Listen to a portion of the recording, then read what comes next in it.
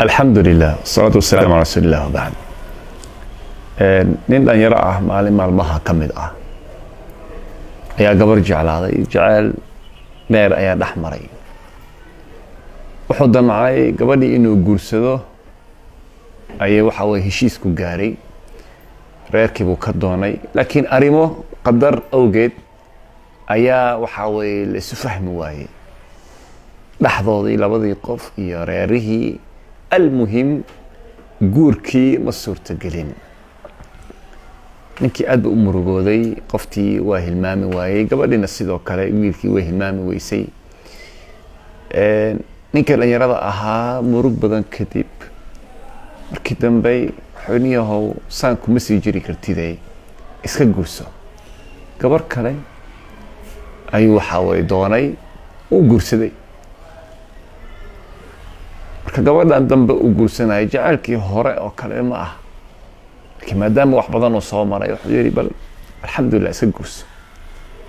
5 sano kadib 6 sano kadib guurkii dambe ninkii wuxuu yiri alxamdulillah ilaahay baa guurkii hore waagii iga reebay, waayo hadda alxamdulillah wax badan baa ii kala baxay.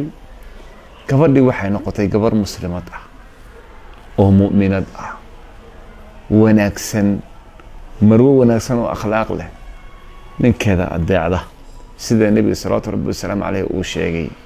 ilmaheeda waxa way si fiican u korisa. gurigii wuxuu noqday guri iimaan leh, guri islaam ah. ninkii waa nastay kasoo alxamdulillah. ilaahay ma hada leh walla subhanahu wa ta'ala iwaafajiyay gabadha inaan guursado. haddii cajalada dib aan u dhigno xoogaa oo dib loo celiyo, maalintii gabadha la yiri guurkiina ma dhici karo, gabadhii hore uu jeclaa aad buu u murugsanaa.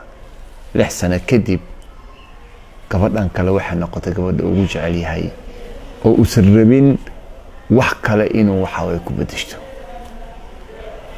waxaan ka soo wadnaa sheekada وعسى أن تكرهوا شيئا وهو خير لكم وعسى أن تحبوا شيئا وهو شر لكم.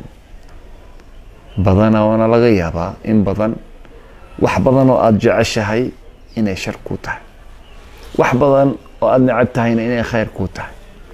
macnuhu waxa weeye ilaahay tala saaro, ilaahay sudib. al-islaamu huwa al-istislaamu lillah. islaamku waxa waaye in Allah subhanahu wa ta'ala sudibto oo arada Allah subhanahu wa ta'ala arrinkan hadduu khayr yahayna ee waafaji, hadduu shar yahayna Allah waxa waa iga qabo. bini aadam baa tahay oo daciif baa tahay, wax badan aad doonaysay in ay ku fulaan hadduu Allah subhanahu wa ta'ala uu ku fulin lahaa laga yaabaa in dhibaato badan aad la kulmi lahayd. xoolaha aad raadinaysid, mansabka aad raadinaysid inay shar ku tahay baa laga yaabaa. laakiin mar kastaba qalbigaada deji. ilaahay subhanahu wa ta'ala waxa ka baridaa waxa ugu wanaagsan iyo ugu khayrka badan. nabiga sallallahu rabbi wa sallam alayhi ducooyinka una bara kamid ah in Allah subhanahu wa ta'ala aad umurahaada u dhibato ya hayyu ya qayyum bi rahmatika astaghith aslih li sha'ni kullah. ilaahu armihi oo dhan ii wanaaji adiga oge, waayo Allah subhanahu wa ta'ala waa aliim. Allah subhanahu wa ta'ala asaga ogsoon waxa soo socda iyo xaaladda ku jirtid iyo wax kasta oo adduunka ka dhacaya umuraha. ilaahay baa ogsoon. ilaahay tala saaro.